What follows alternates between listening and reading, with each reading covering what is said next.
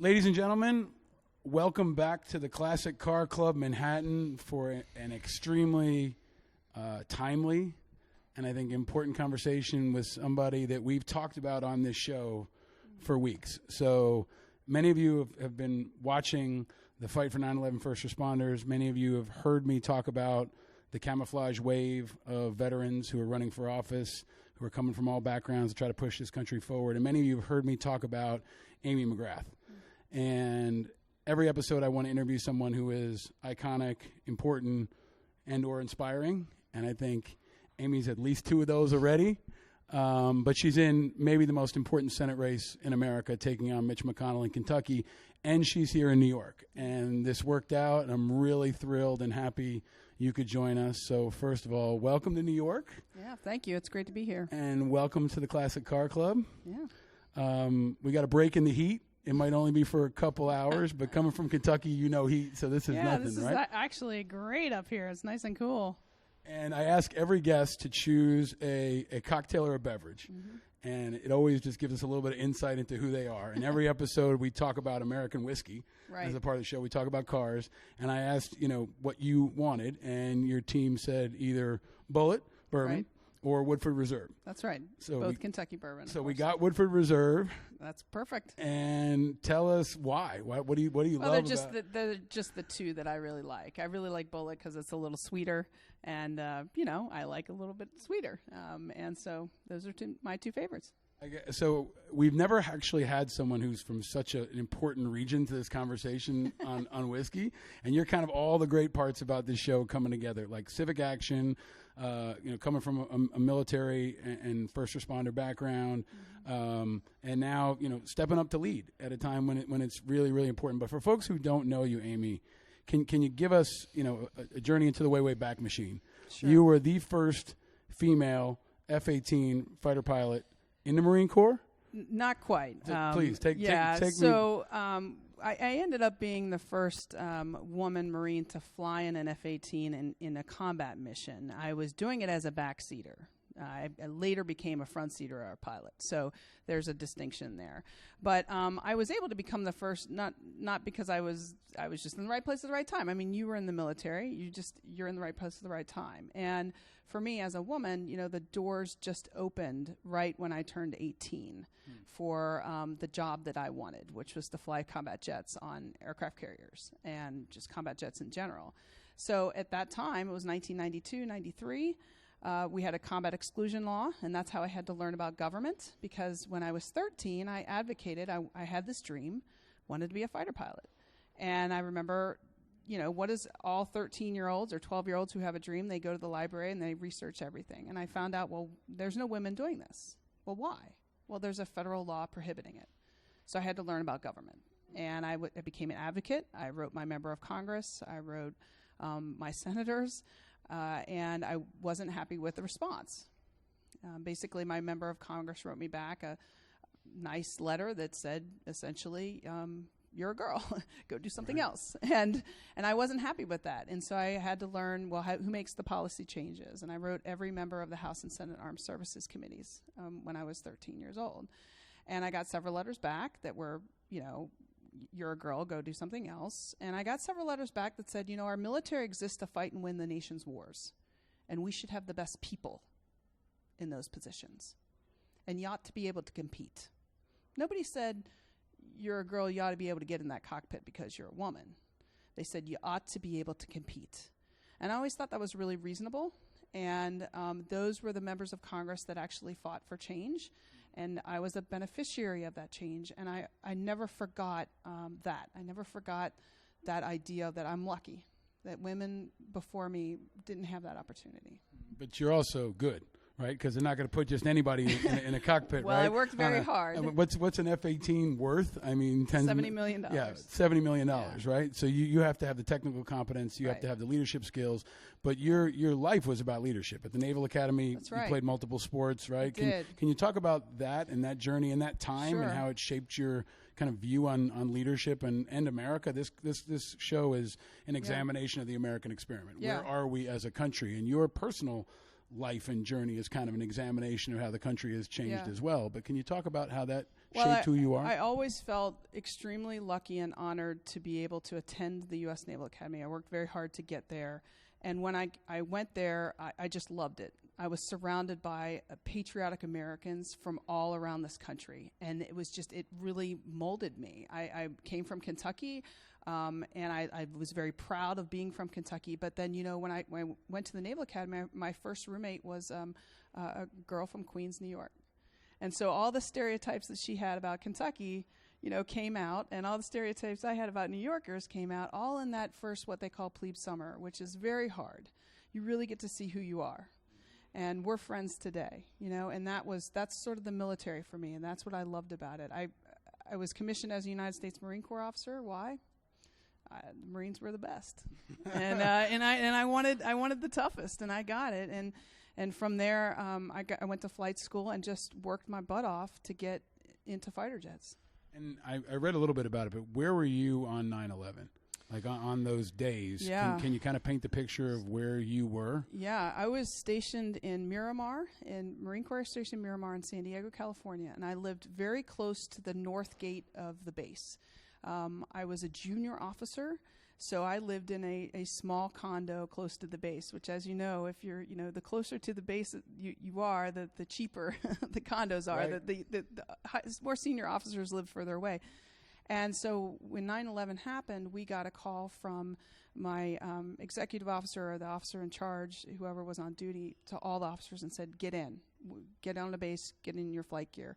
So I rushed into the ready room. I was one of the first air crew to get into the ready room, and 10 or 15 minutes goes by, 20 minutes goes by, and the executive officer comes in. He may have been the operations officer, I can't even remember, and looks around at all the air crew that were in the room. And there were only about 6 of us, or 7 of us. And I remember him looking up on the whiteboard and thinking, oh my gosh, I'm going to have to put McGrath in. She's brand new. And sure enough, because I was the only one there, I was ordered to man one of the jets out in the combined arms area on the other side of the base, which had 6 air-to-air missiles loaded up. And we went over there, put our flight gear on, and turned up, both engines, got everything online, got all the weapon systems online, and parked right off the runway, ready to go. And, of course, the mission was we were going to respond to any airliner possibly coming to the Los Angeles or San Diego area. And so I did that for 4 hours. I sat on the runway with 6 fully armed air-to-air missiles, radar and heat-seeking missiles, ready to go to do potentially the unthinkable. And, that was my 9/11.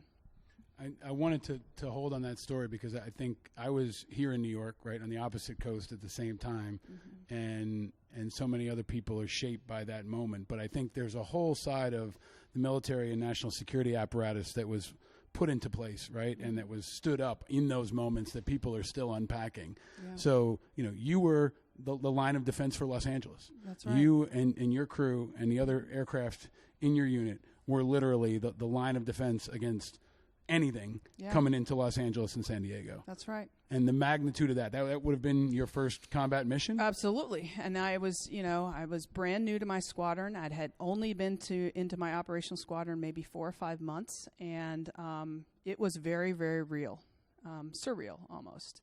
And I remember getting out at being relieved of that duty after the 4 hours or so in the jet. Another air crew would come in, and going back to the ready room and still kind of shaking, like, wow, what just happened? Where are we? Where's our country? What's going on? And the first phone call I made was to my mother, to tell her what was going on, what I was doing, and to, see if she okay, is everybody okay?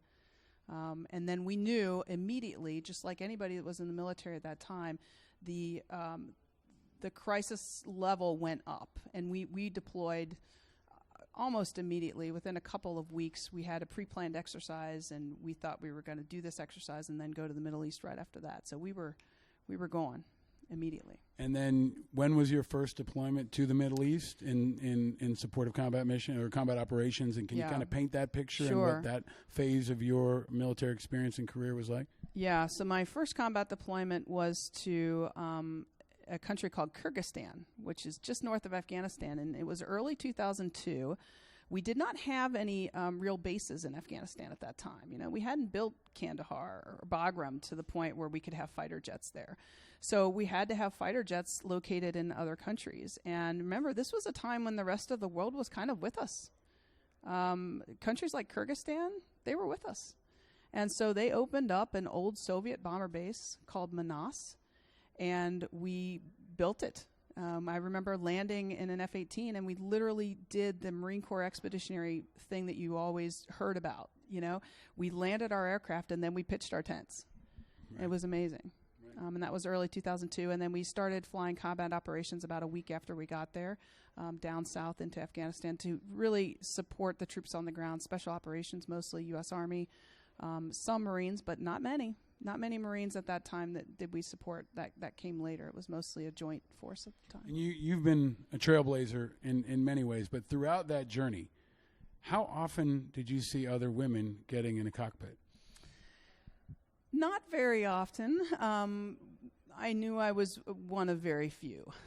There were other women in the Marine Corps, and they were great, but there were so few of us. So, you know, when we got together, it was fun. But you know, it's one of the things that I thought would change over time, that we would really get a lot more women in the fighter community in the Marine Corps and in the Navy. And I don't think it's really increased the way I imagined it to. It's still very rare.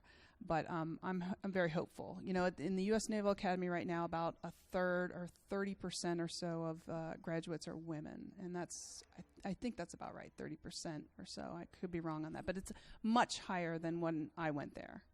So. And so you did 20 years, right, or so, and I did 20, and then got out. Yeah. And I was reading that, you know, it sounds like for most of your life and your career, you were a political independent. I was. And a lot of our audience is unaffiliated, independent, frustrated with both parties. Right. Can you talk about why you first decided to run for office? Sure. And why did you decide to run as a Democrat? Yeah. Well, I decided to run. I was really reaching the end of my military career, the end of my Marine Corps career. And I think, like many Americans, just a few years ago, my husband, by the way, is a Navy pilot, and he was a Republican, lifelong. I was an independent, but we sort of looked at each other and we were like, what's happening in our country? Like, where are the leaders?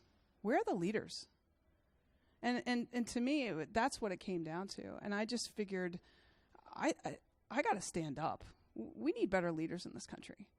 And that's when I decided I'm going to run. I mean, I've always done the sort of bold thing. People have told me you can't do it before. Lots of people told me I couldn't run. I didn't know enough rich people. I would never be able to raise the money. I mean, that's what they tell you. Yeah. And that's what a lot of vets here also. I mean, there's a lot of competitive advantages to being vets, but there's also, you know. We don't have a lot of rich friends. Well, and people came after you and said she hasn't been here. Well, that's because you were deployed in combat, right? Somebody came and said, well, she hasn't been in Kentucky. Yep. Well, that's because you were on the front line of defending America's freedom, right? But that was an actual attack that was lobbed against you. It was lobbied against me. And I didn't have the political connections that a lot of people. But I felt very strongly that I had to stand up. It was a moment in our country's history where I didn't want my children, I have 3 young children, to look back 10 years from now or 15 years from now, and I didn't want to be on the couch with them and say, well, I thought about running for Congress, but I didn't have the courage. You know, I didn't want to have to say that. I wanted to be able to look back and say, you know, this was what was wrong with our country, and I stood up, and I tried to make a difference. And I think that's what motivated me.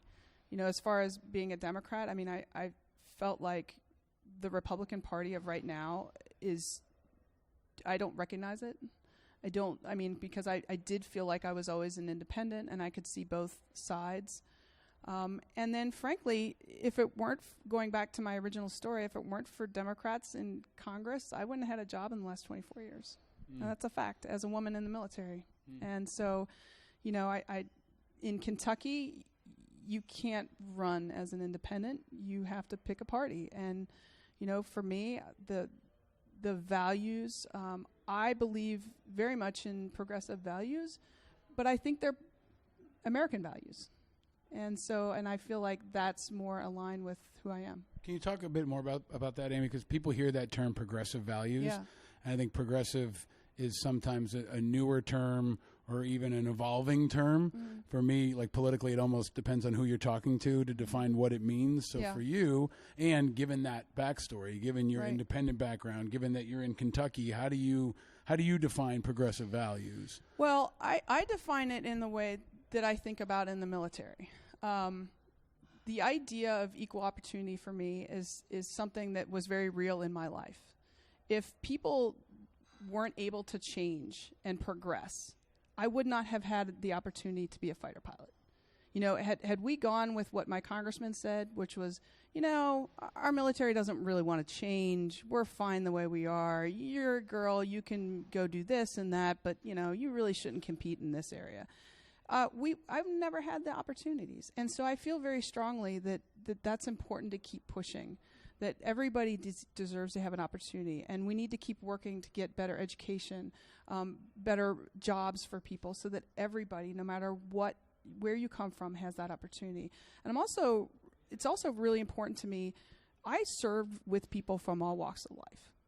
I serve with people who are black, white, different ethnicities, different religions, some with no religion at all. And you know what? We all wore the uniform of this country. And that to me matters. That's America. And that was really important. And I felt like we need to bring that to the forefront again. So when I say progressive, that's what I mean. It's not anything more than just making sure that we're stand up for American values. I think it's really important to hear you communicate that, because you have the opportunity to redefine what the Democratic Party is.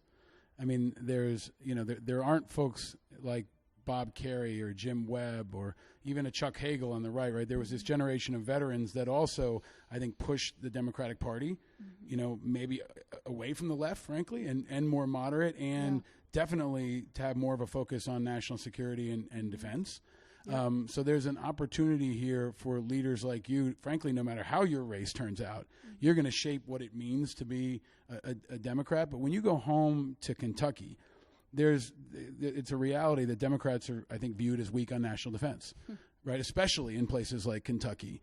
So how do you approach that, right? That's been a label. In some ways it's unfair. In some ways it's fair, but also what the Republicans have done over the last generation is say they're strong on national defense. Right. And in politics, if you say something enough, it becomes true. Right. And the Democrats don't say it. Right. So on that issue in particular, when you're walking in to VFW halls, when you're at local events in Kentucky, I imagine people want to talk about national security and defense because it's important in many states, but especially in a place like Kentucky. But how do you talk about that, and how do you think about that in particular? Well, I think that, you're right. There are a lot of stereotypes out there. But I try to approach it with, I'm a Democrat, and look what I've done in my life, and look what I stand for. And, Republicans like to talk about how strong they are in national security. But the fact of the matter is, Congress has, both Democrats and Republicans, Congress has punted on some really important things in the last 20 years. I am a big proponent of, reauthorization to use military force. In our Constitution, it says Congress is supposed to be doing this. And it is just, to me, it makes me angry that we have a Congress that hasn't had the courage to do that. That's part of their job. And right now we've let the president, no matter what party, whether it's a red jersey or a blue jersey, just take that on. And I think it's to the detriment of civil-military relations in our country, because our country doesn't really know where we're at, all the wars that we're fighting, all the places that we're fighting, because Congress hasn't had the courage to stand up and debate whether we should be in Yemen, Nigeria, Libya, Syria, Iraq, Afghanistan, all of these places. And I just think that's really important because if we have military servicemen and women going over there and potentially dying, Congress should at least be able to debate about that. And I think that's a nonpartisan thing.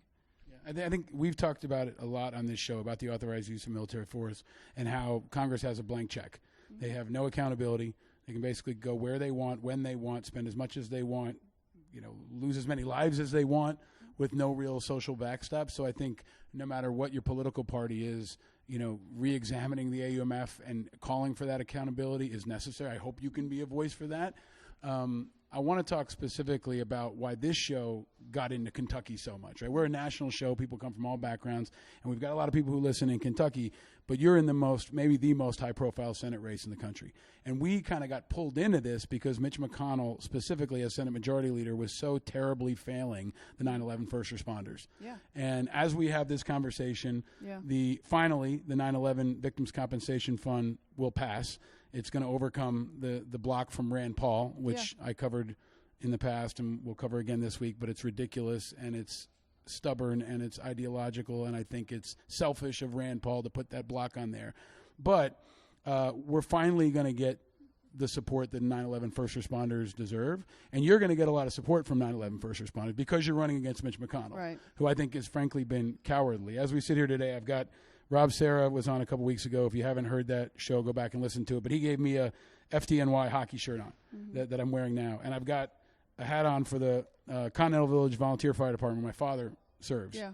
And so this week is a very important time for the 9/11 first responders community. Yeah. But this also shows the hypocrisy of the leadership in Washington. Yes. So let's talk about McConnell specifically. Yeah. Why should Americans outside of Kentucky care about you beating Mitch McConnell?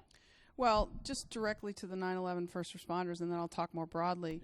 It's terrible what's happened. You should not have to come begging to Congress every 2 years for this. I mean, if we had leaders that would just do the right thing. I mean, look, Mitch McConnell was in power his party was in power for 2 whole years. He didn't secure any of the funding for these things. And, you know what he did? He passed this massive tax windfall for millionaires, people just like him. That's all he did. That's the only major piece of legislation that they passed in 2 years. They didn't pass any legislation. They didn't, secure the border. They didn't do anything on infrastructure. They didn't do anything to fix health care. And that's the biggest thing. It's about priorities. And Mitch McConnell's priorities are just so far off where the average Kentuckian is. And that's why I'm running against him. I mean, his priorities are the special interests and the entities that fund his campaign. And it shows. And he has to be shamed into doing the right thing. I mean, we're seeing it also in Kentucky with the coal miners. Folks with black lung disease have worked their whole lives in the mines, and now these mines close and they go bankrupt, and they're not helping the miners that are, and we need to help them. And guys like Mitch McConnell, it has to be shamed into doing it, over and over again. So I think that's the big problem. But more broadly, I mean, this is a man who is the perfect example of Washington dysfunction. He cares about his own party, his own power, to the detriment of really the entire country, and certainly to the detriment of Kentucky. It's for those of us who fought for our country and swore an oath to the Constitution, to see that, him just blatantly sort of rip up the Constitution and just do whatever he thinks is going to be personally powerful or powerful for his political party, that makes me angry. That makes me angry. It's not what that's usually the question I ask is, Amy McGrath, what makes you angry? There you go. I mean, that's what it is. I want to have faith in our government. I want to believe in our country and in our government. And guys like Mitch McConnell make you cynical, and that's why he's got to go. And if I can ask you to build on that, because it's not just guys like Mitch McConnell, it's Mitch McConnell. Because he in particular, this is kind of a twofer, right? For people of any party who care about accountability, who care about country over party. Right. If you beat Mitch McConnell, you beat, in my view, a bad leader, but you also beat the Senate Majority Leader who controls the priorities.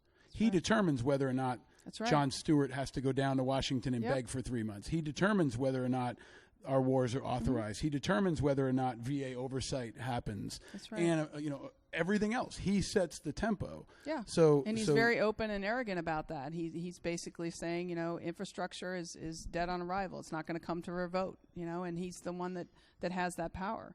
And he's not using it to the benefit of the United States. He's not using it to the benefit of Kentuckians.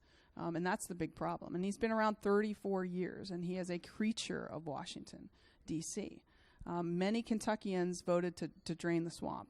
I mean, that was why they voted for President Trump in many cases. So you can't do that until you get rid of Mitch McConnell. I mean, you cannot change Washington until you change the people you send there. Right. And so there's a photo today online that I saw that had Mitch McConnell kind of creeping down the hallway, and Jon Stewart was kind of standing on a corner watching him. Like on a very basic level, for folks who are watching outside of Kentucky, did that crack through? Did all of the Jon Stewart stuff, he's considered maybe a New York liberal, and all the firefighters and cops came from 50 states, but did all this pressure really hurt him? Because I hope it did. Right, like, I hope that he felt it, but I think it's easy to step away from a state and not know what's going on inside. So, do you feel like people in Kentucky have been seeing that and feeling that and are questioning him for it? I do. I think that anytime that happens, and you have to have a big name like Jon Stewart shed light on these things, and that's just the sad part about all this. It's like, gosh, why can't you just do the right thing? You know, why do you need to be shamed into doing this every time? And it's not just that. I mean, it's basic stuff, Paul. I mean, Mitch McConnell in 2016 had the ability to warn the American people that we were being attacked by a foreign adversary, had the ability to warn us that it was happening in a bipartisan way so that it was not looked upon as a partisan thing. It was looked upon as a national threat to our country, the way it should be, because this is not a partisan issue. Our election security should not be a partisan issue. And he failed to do that. I think that's unforgivable. And on top of that, right now, he's the one that's holding up basic measures that would protect our elections for the future. And again, this is not partisan because, Paul, you know, the Russians attacked our elections in 2016 for the benefit of the Republicans. We know this. But next time it might be China. And next time, it might be against the Republicans. It might be for the Democrats. I personally think it's wrong either way, and that we have to take care and protect our democracy, just like we would protect our nuclear power plants or our border or our troops or anything else. I mean, it's a fundamental part of who we are. And a part of that responsibility also includes establishing leadership beyond the White House. And one of the areas I've been extremely critical of McConnell and others is the fact that until this week, we did not have a Senate-approved Secretary of Defense. So General Mattis, we've covered this on the pod. Go back and listen to past episodes if you're new. You know, General Mattis resigns in protest in December, and it's almost August, and we've had a number of acting secretaries. We're in war with multiple countries, and there was a vote, this week, and 8 senators voted against Esper, who is the nominee for Secretary of Defense, and in part, and I think personally, rightfully so, because he refused to recuse himself from issues dealing with his former employee Raytheon. Right, so Esper was the lead lobbyist for Raytheon, and he's following Shanahan, who was a lead lobbyist for Boeing. So on a very basic level, would you have voted for Esper if you were there? I don't know, because I don't have the information in the background, and I wasn't. And it's very important to me that if I become a senator of Kentucky, that I am thoughtful and reasonable with everything that I look at, with any kind of vote that I make. So I don't know the answer to that. And I appreciate your candor. But you do bring to the table, like Tammy Duckworth has, like Seth Moulton has, like many other Democrats, that you bring that national security experience and kind of arms you to be more effective on an armed services committee. Absolutely, and we need that. And, it was guys like John McCain who were the ones who were able to stand up and say, we don't need to buy that. We're actually buying a Ferrari when we need a Honda. That was John McCain, and he had that credibility, and that's something that I want to do. I mean, I care about our national defense, but we need to have people that understand what we need.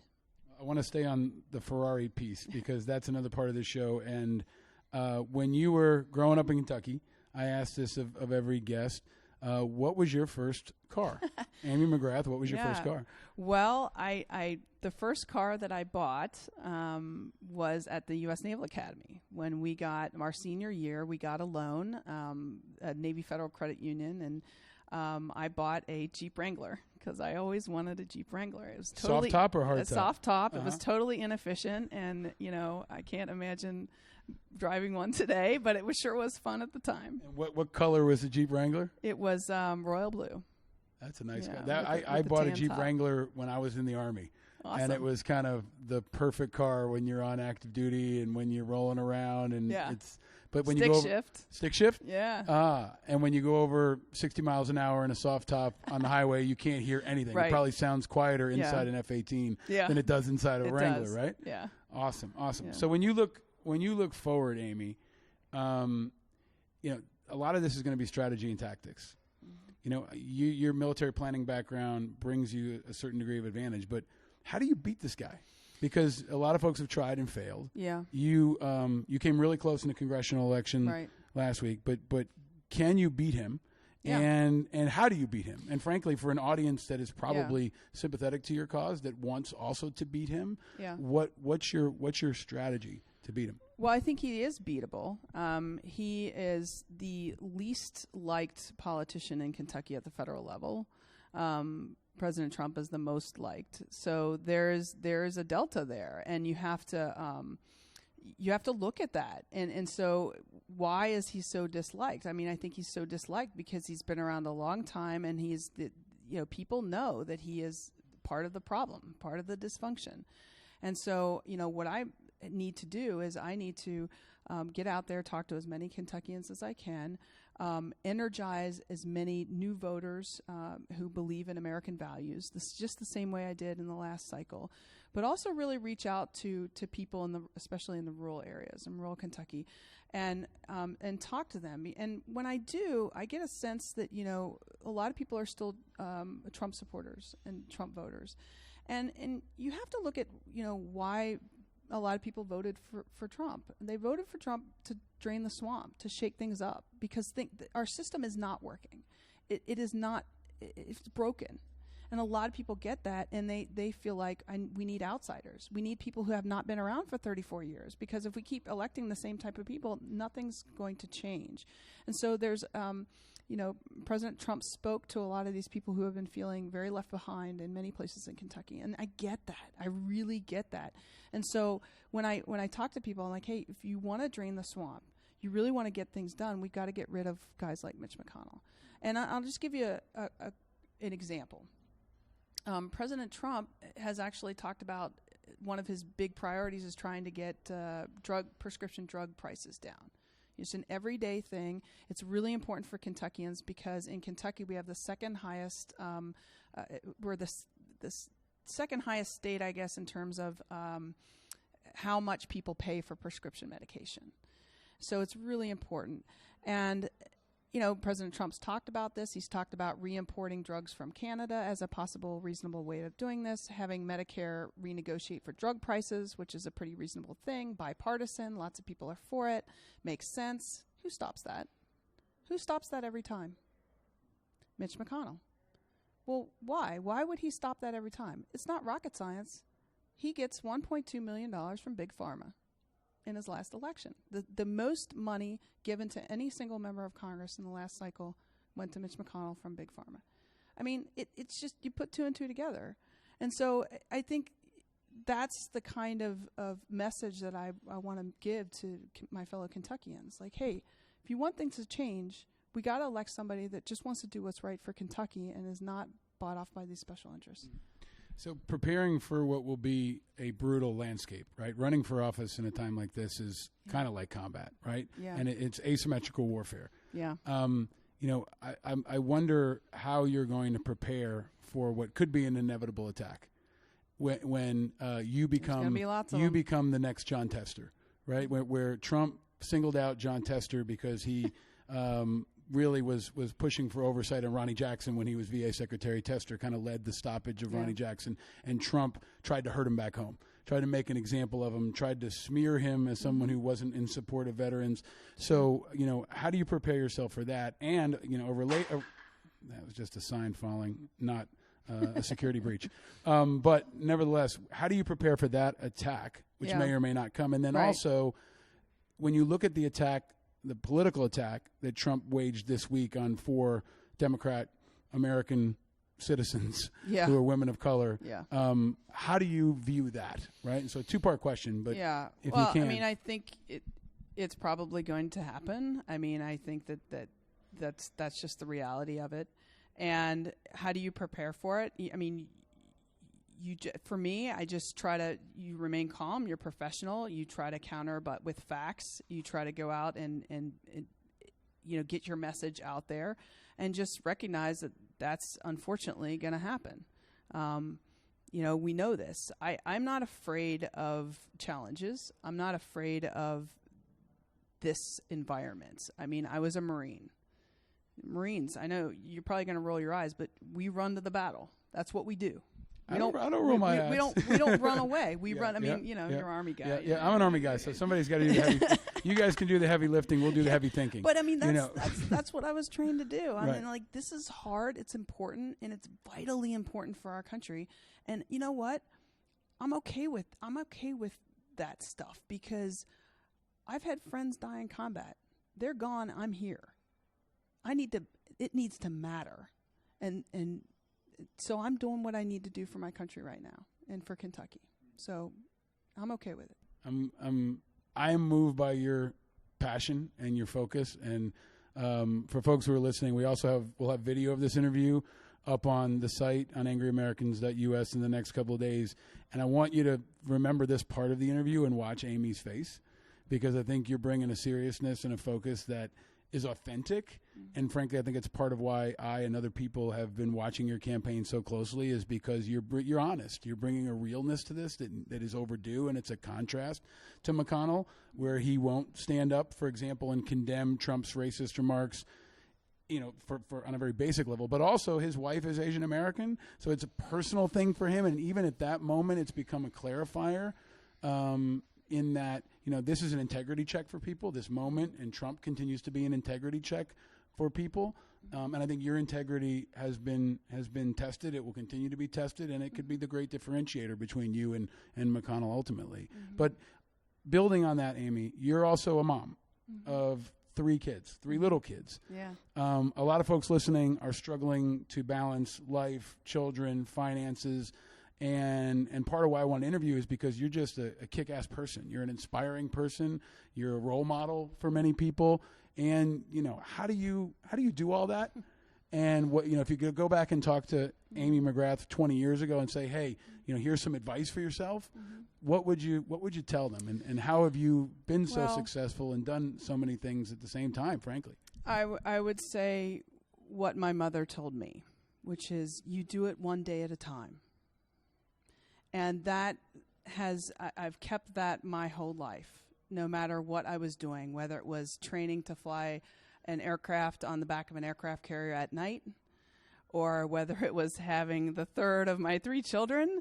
No matter what it is, you do it one day at a time. And I learned that from my mother, who was also a trailblazer, who became a medical doctor in the 1960s. She was one of the first women to graduate from the University of Kentucky Medical School.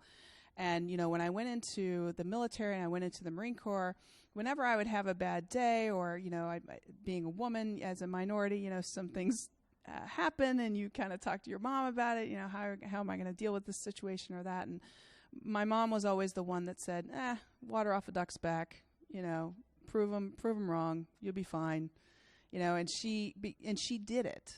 And not only that, but she was physically handicapped. She had polio as a kid, and it didn't stop her. And I just got so much inspiration from my mom that when I looked at big challenges, they didn't look so big, because I always look back at Mom, and Mom overcame so much, and I was like, well, I can do this, So.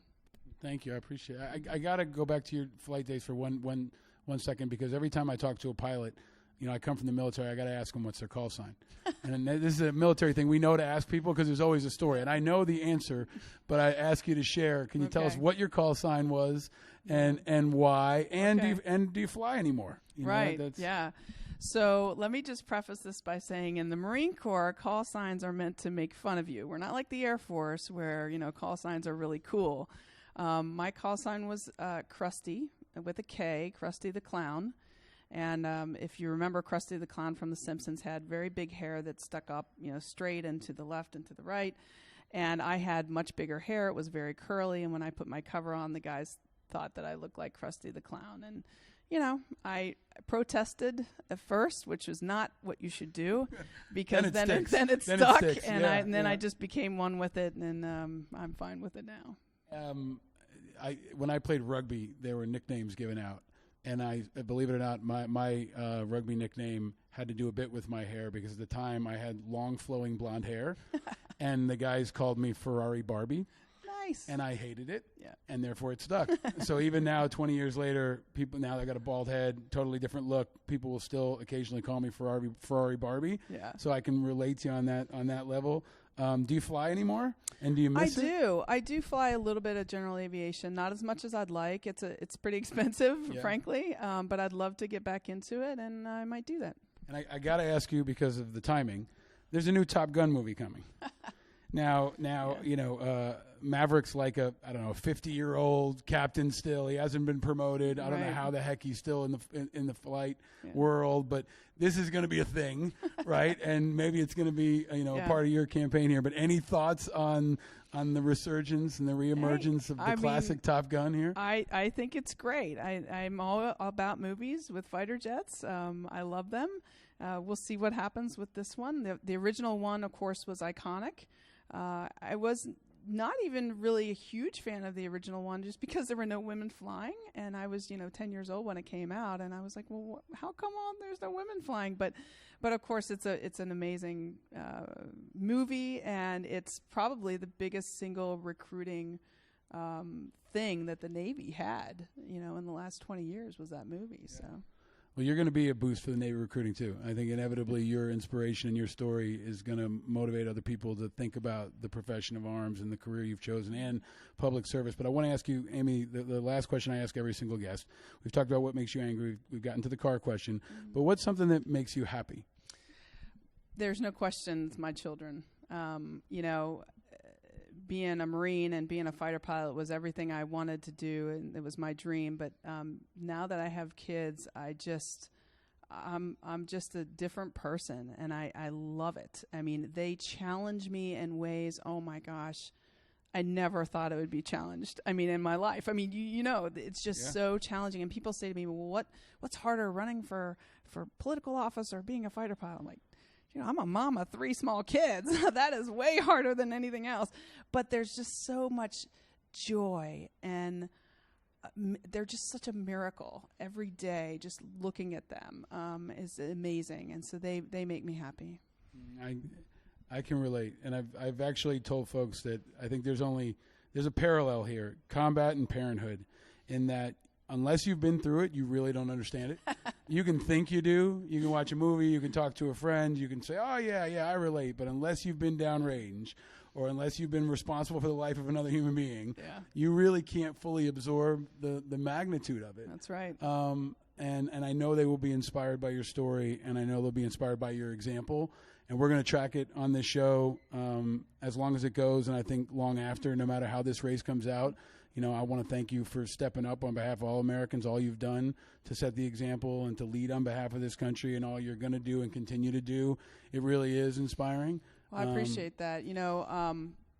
Everybody has to do their part right now is the way I look at it. Some people can stuff envelopes. Some people can knock on doors. Some people can do podcasts. Some people can run for office. Some people can contribute to campaigns. We all have to do something, and I'm trying to do my part. And it's a big part already. It's a daunting task, but this community will track closely, and I've encouraged folks to support your campaign and learn more about you. But before we wrap, Amy, we have another tradition, which is the giving of the gifts, which we do on each show. So we've got 3 categories of gifts for you, and I'll start with what is the easiest, which is some Angry Americans gear, which is American-made by the veterans at Oscar Mike, made in the USA, which is a hard thing to do. Yeah. So we give that to you with our thanks. Next is actually the last of the questions, the unofficial question. All season, we've asked each guest. Yeah. We started this around Easter time, but we have Peeps. Okay. The classic American treat. Yeah. And there's 3 colors, pink, blue, and yellow.